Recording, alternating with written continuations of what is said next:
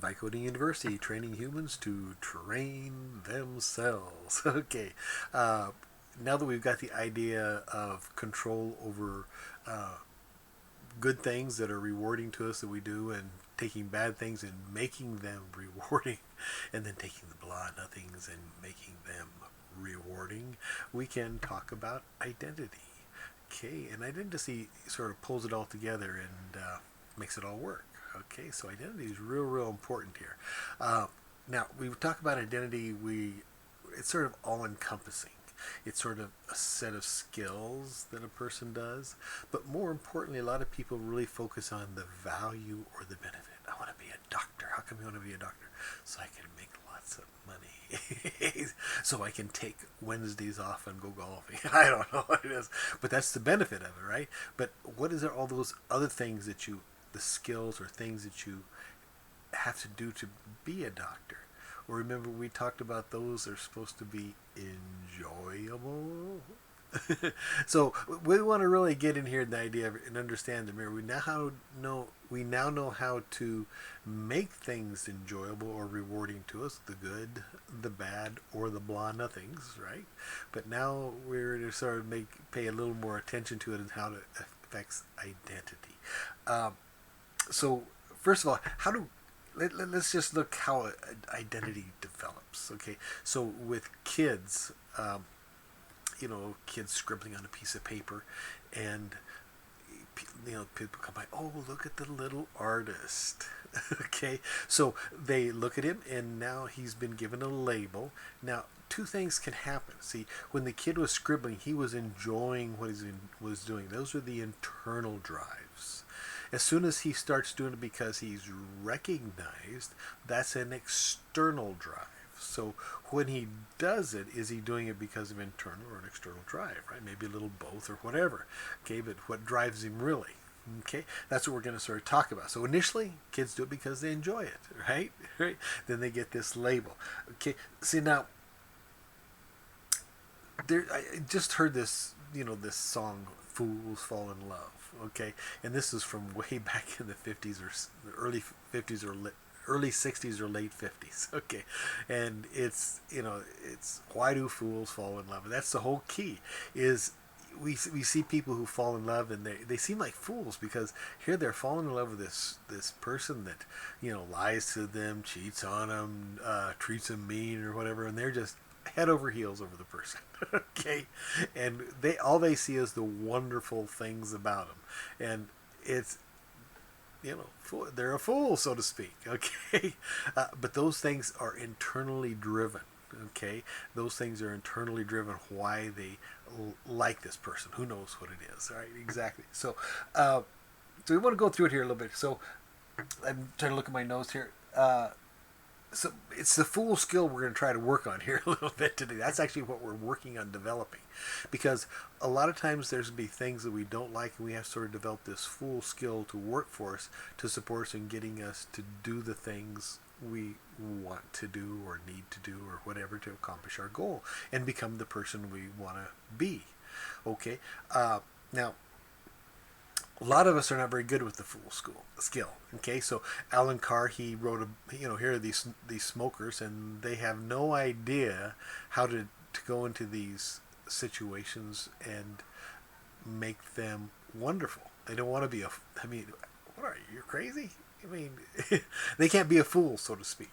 And that's what he did. He wrote the book so that they could learn how to do that. He developed a method so that he could take the good, the bad, and the blah nothings and help them develop it so that they could now go in there and become non-smokers. Now, we get focused on that end result, and also remember I told you that when the kid scribbling, and an adult or somebody comes by and say, oh, you're a little artist or something like that. See, at that point, those internal drives can be stolen, and that's really, you really want to pay attention to that, because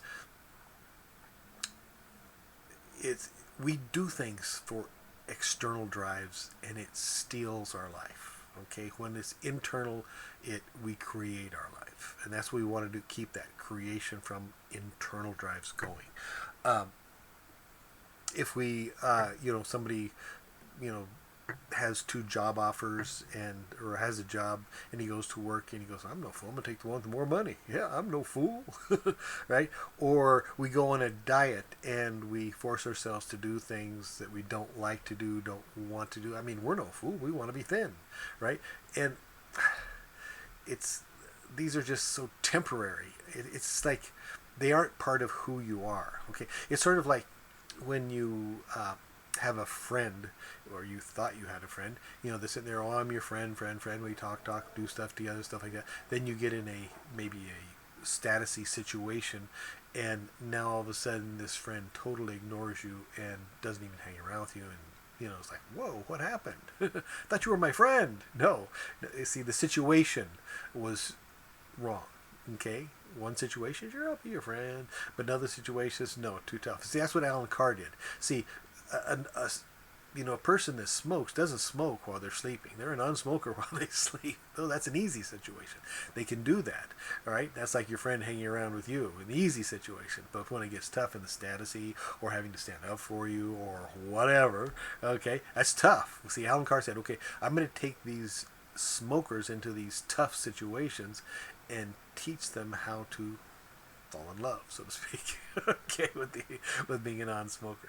Okay, and that's what we're trying to develop, those skills. Okay, as we develop these identities, because we seem like we have an identity is given to us, but we can actually design and create an identity, just like Alan Carr. But you got to go through the process of, like Alan Carr, going into these tough situations and creating them. And a lot of times you have to create them for yourselves. Let me look here real quick here. So what, it's like I enjoy playing basketball, okay, but I don't like to lay bricks. I mean, or do a lot of hard work like that, okay. But why do I like basketball? I mean, basketball is a whole lot harder and more work than laying bricks. I mean, bricks is just pick up this, etc. And it's like, but that is so much work to me. Okay, because it's an internal drive. That's what this. Rewarding. This, no rewarding. Ugly, avoid. Okay, all right. So, but yet I've actually, I was in construction. I had, we liked people like this that really enjoyed laying bricks because they did amazing jobs. I mean, getting them level, getting them this, getting the design right, putting it. I mean, it was like they were artists. Okay, they enjoyed it. They got into it. But probably hated basketball. I don't know. See, you fall in love with what you fall in love with for your reasons, and developing your reasons and finding and playing around with and finding what that's the spot. That's it. That's the reason, is what we're looking for. And that's what you got to learn how to do, that fall in that fool skill, so to speak. And that's where we're kind of is the fool skill.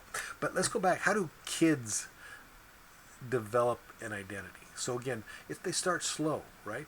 They start out and they enjoy something, and they aren't looking at the end result and all the skills that have to be. They aren't worried about how long is it going to take, when will I get there.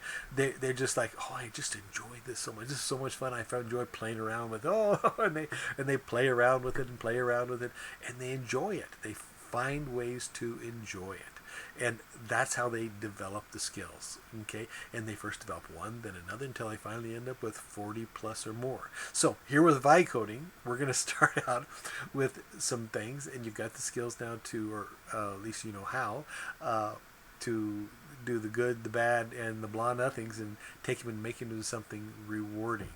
And that's the goal.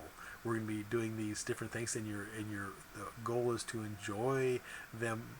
Not get rushed through them, but enjoy them, and just, oh man, look how I can see it. See, it's like I got to write the word down, don't I? Oh, can I do it? Do I have a piece of paper to do it on? I do, I think there's someplace.